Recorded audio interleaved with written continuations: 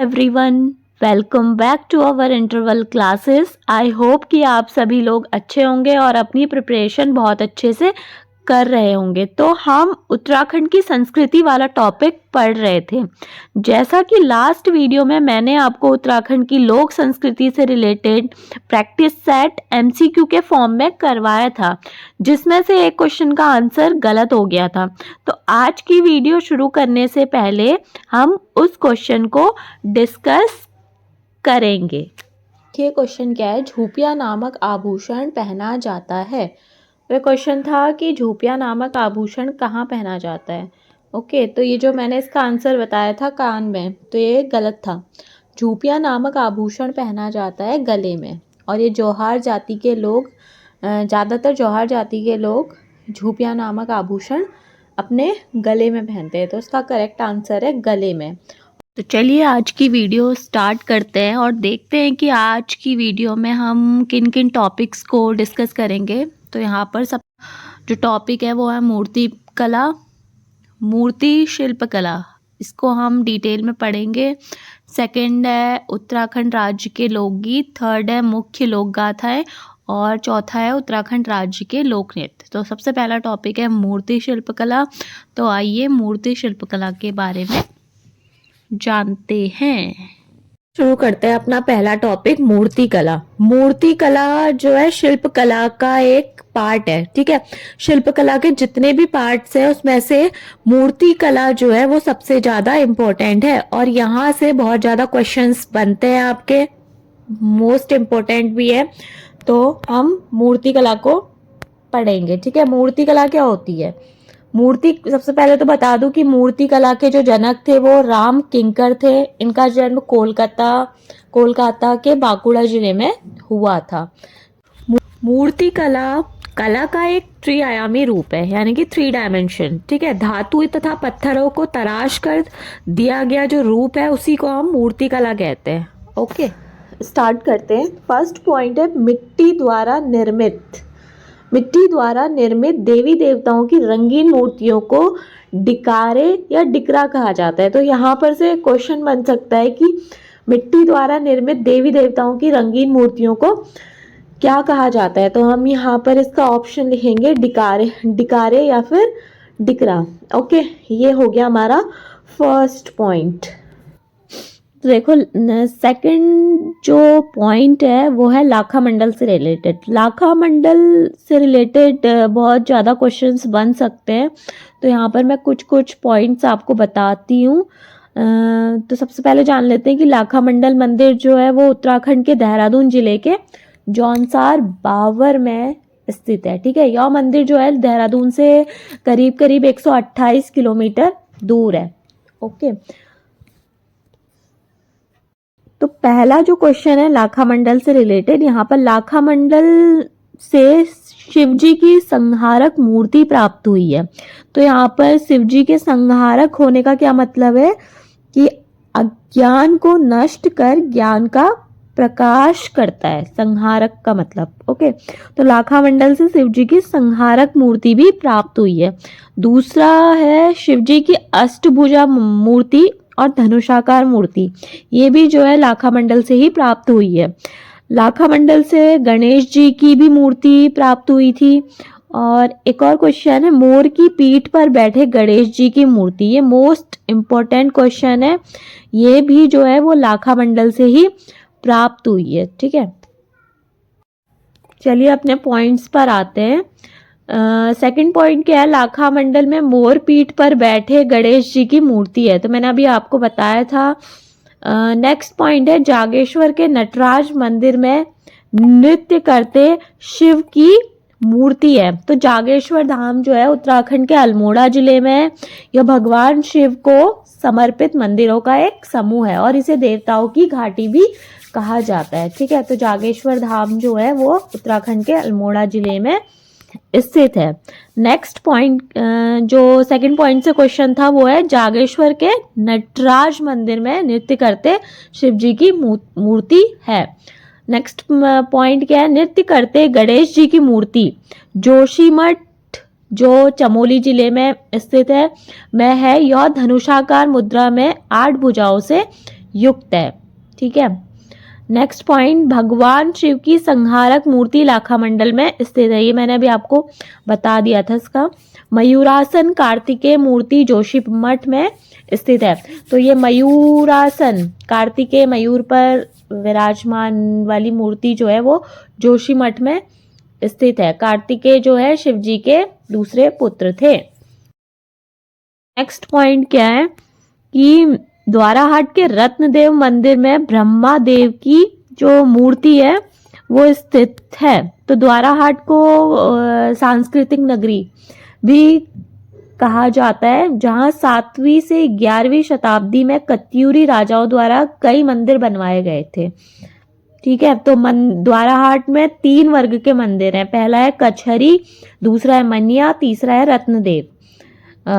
इसके अतिरिक्त बहुत सारे मंदिर भी स्थित है द्वाराहाट में, जैसे माँ दूनागिरी, विभांडेश्वर, मृत्युंजय और गुजर देव का मंदिर सर्वाधिक महत्वपूर्ण है। तो ये सारे के सारे मंदिर जो है वो द्वाराहाट में स्थित है, जिसमें से एक रत्नदेव भी है। और रत्नदेव में किसकी मूर्ति है?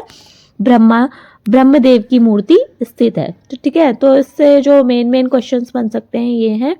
नेक्स्ट पॉइंट है, वामन विष्णु के 5वें अवतार की प्रतिमा कहाँ पर है? काशीपुर में है। की प्रतिमा जो है वो कहाँ पर स्थित है? काशीपुर में। तो आपको पता ही होगा कि विष्णु जी के कितने अवतार हैं? टोटल 24 अवतार हैं। पहला है मत्स्य, दूसरा है कूर्म, तीसरा है वराह, चौथा है नरसिंह और 5वां है वामन, छठा है परशुराम, फिर है राम, कृष्ण, बुद्ध, कलिक। ये 10 अवतार ही हैं। बाकी और 24 अवतार टोटल जो हैं भगवान विष्णु के हैं। तो यहाँ पर हमें भगवान विष्णु जी के 5वें अवतार के बारे में बताया गया है, जो कहाँ पर, जिनकी प्रतिमा जो है कहाँ पर स्थित है? काशीपुर में। तो नेक्स्ट ऑप्शन देखिए, नेक्स्ट पॉइंट देखिए, नंदाष्टमी के पर्व पर केले के तने से नंदा सुनंदा की मूर्ति बनाकर उसकी पूजा की जाती है। तो नंदाष्टमी एक त्योहार है जिसमें नंदा और सुनंदा की मूर्तियां बनाई जाती हैं, और ये दोनों जो मूर्तियां हैं वो किस चीज से बनाई जाती है? केले के तने से। तो यहाँ पर आपको याद रखना है कि नंदाष्टमी पर्व में किन दो की मूर्ति बनाई जाती है? एक तो नंदा, दूसरी सुनंदा की। और किससे बनाई जाती है? केले के तने से। नेक्स्ट पॉइंट क्या है? गन्ने एवं नारियल की सहायता से दीपावली पर लक्ष्मी की क्या बनाई जाती है? मूर्ति बनाई जाती है। ठीक है, तो ये जो गन्ने से माता लक्ष्मी की जो मूर्ति बनाई जाती है, कहाँ पर बनाई जाती है? उत्तराखंड के नैनीताल, अल्मोड़ा, बागेश्वर समेत कुमाऊं के पर्वतीय क्षेत्रों में लक्ष्मी की मूर्ति गन्ने और मिट्टी के मुखौटे से बनाई जाने का प्रचलन है। ठीक है, एक गन्ने से बनती है, नारियल से बनती है और मिट्टी के मुखौटे से बनाई जाती है। ठीक है, तो इसमें आपको यही लर्न करना है कि दीपावली के पर्व पर माता लक्ष्मी की जो मूर्ति है वो किससे बनाई जाती है? ठीक है, गन्ने एवं नारियल से। कहा भी जाता है कि गन्ना जो है माँ लक्ष्मी को बहुत प्रिय था, इसलिए। तो ये हमारा जो मूर्ति कला वाला सेक्शन है ये कंप्लीट हो गया है। ओके, तो चलिए नेक्स्ट टॉपिक की ओर चलते हैं, उत्तराखंड के लोकगीत। तो लोकगीत से किस प्रकार के क्वेश्चन पूछे जा सकते हैं? जैसे पहला है, निम्न में कौन सा एक ऋतु गीत है, या फिर कौन सा एक प्रेम या प्रणय गीत है, कौन सा एक मनोरंजनात्मक गीत है, या फिर डेफिनेशन भी पूछ सकते हैं कि किस टाइम पर कौन सा गीत गाया जाता है। तो चलिए स्टार्ट करते हैं लोकगीत। तो चलिए फर्स्ट पॉइंट पर आते हैं। क्या है? संगीत का मुख्य स्रोत किसको माना जाता है? सभी को पता होगा, सामवेद को। और सामवेद का जो उपवेद है वो क्या है? गंधर्व वेद। ठीक है, तो यहाँ से 2 क्वेश्चन बन गए कि संगीत का मुख्य स्रोत सामवेद और इसका जो उपवेद है वो है क्या है? गंधर्व वेद। नेक्स्ट पॉइंट देखिए, पहला है कुलचार गीत। तो कुलचार गीत को हम विरुदावली गीत के नाम से भी जान सकते हैं, जिसे किस जाति के लोग गाते हैं?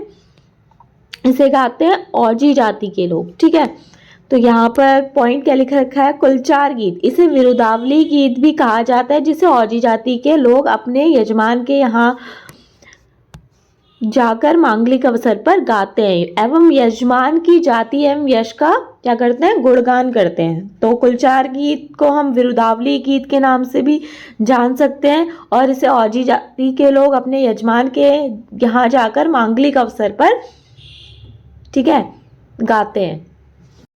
पॉइंट नेक्स्ट गीत कौन सा है, पट गीत। पट गीत क्या होते हैं, पट गीत में उपदेश की झलक दिखती है। उपदेश की झलक दिखना मतलब जैसे हम किसी को कोई शिक्षा दे रहे हैं, ठीक है, नेक सलाह दे रहे हैं, ये होता है उपदेश देना मतलब, अर्थात यह उपदेशात्मक गीत होते हैं।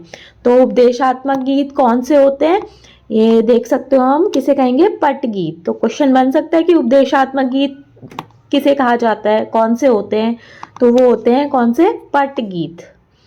तो आगे बढ़ते हैं, नेक्स्ट पॉइंट क्या है, चूरा गीत। अब ये चूरा गीत क्या होता है, इस गीत के माध्यम से वृद्ध भेड़ चरवाहों, जो बूढ़े भेड़ चरवाहे होते हैं, द्वारा युवा चरवाहों को सीख दी जाती है। तो चूरा इस तरह का गीत है जिसमें बूढ़े भेड़ चरवाहों द्वारा युवा चरवाहों को सीख दी जाती है। तो इसे क्या चूड़ा गीत भी कहते हैं। तो चूड़ा गीत को हम छूड़ा गीत भी कहते हैं। ओके, इसके माध्यम से, इस गीत के माध्यम से भेड़ चरवाहों द्वारा युवा चरवाहों को क्या दी जाती है, सीख दी जाती है। ओके, नेक्स्ट क्वेश्चन, दूड़ा गीत। दूड़ा गीत, अब ये दूड़ा गीत क्या चीज है, स्वयं प्रथा के स्वरूप में गाया जाने वाला एक गीत है।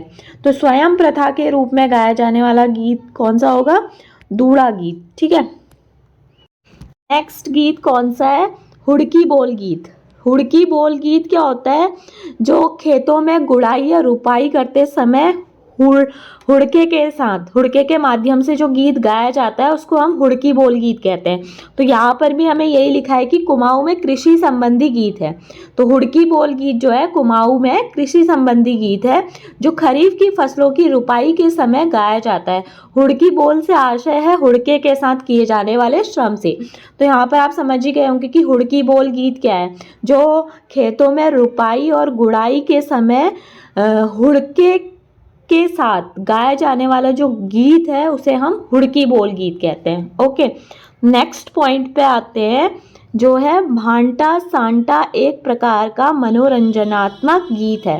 तो यहाँ पर भांटा सांटा जो है वो एक प्रकार का मनोरंजनात्मक गीत है, जिसमें हम जो एक मनोरंजन का जरिया है मतलब, ठीक है। तो मनोरंजनात्मक गीत कौन सा है, भांटा सांटा गीत। ओके, नेक्स्ट क्या है, बाजूबंद नृत्य गीत। बाजूबंद नृत्य गीत कौन सा है, ये एक प्रणय संवाद नृत्य गीत है, ठीक है। इसमें नृत्य भी करते हैं।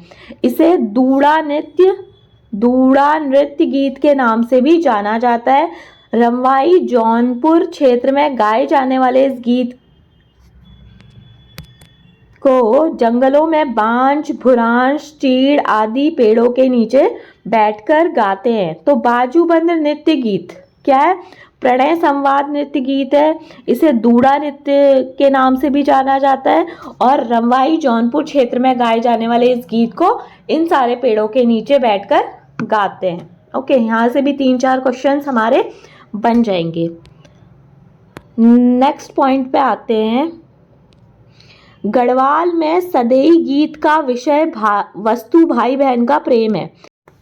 तो चलिए चलते हैं। अब नेक्स्ट पॉइंट है प्रेम या प्रणय गीत। तो यहाँ से क्वेश्चन पूछे जा सकते हैं कि प्रेम या प्रणय गीत कौन कौन से होते हैं।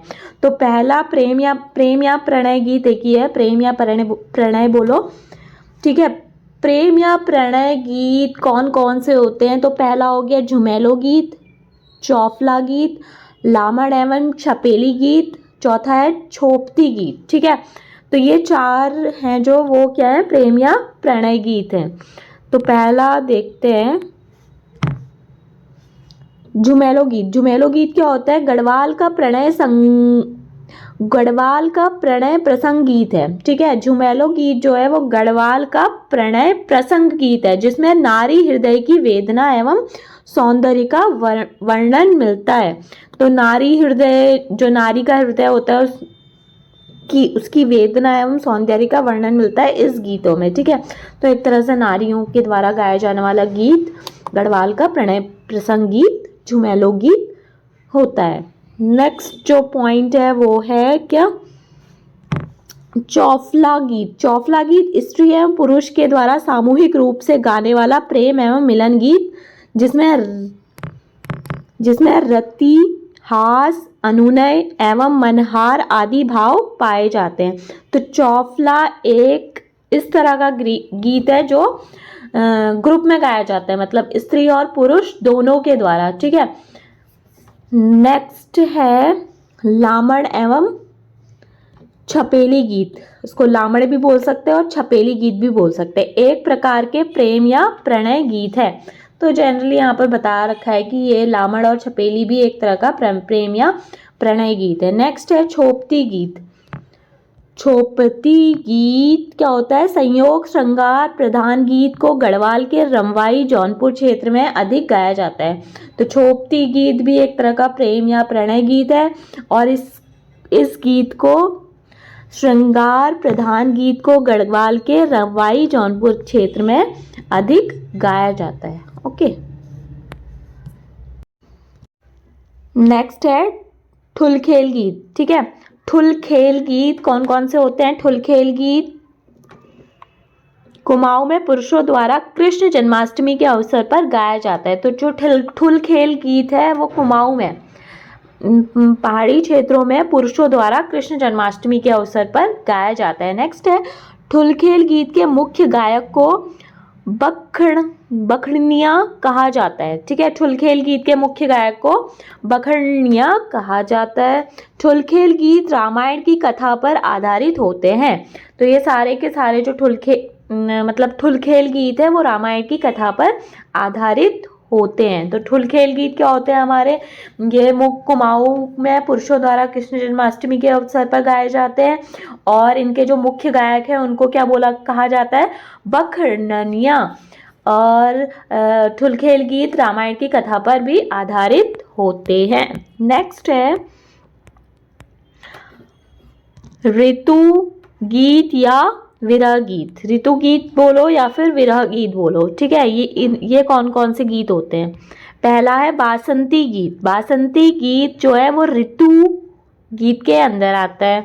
गढ़वाल में बसंत आगमन, जब बसंत स्टार्ट हो जाता है पर किशोर किशोरियां फ्यूली के फूलों को इकट्ठे करते हैं और फिर सुबह एकत्रित होकर घरों की देहली में डालते समय बासंती गीत को गाते हैं। जैसे ही बसंत स्टार्ट हो जाता है तो छोटे छोटे बच्चे जो हैं वो फूलों को इकट्ठा करके, ठीक है, सुबह एकत्रित होकर घरों की देहली में डालते हैं। एक तरीके का त्योहार होता है जिसको फूलदेई के नाम से भी जाना जाता है, ठीक है।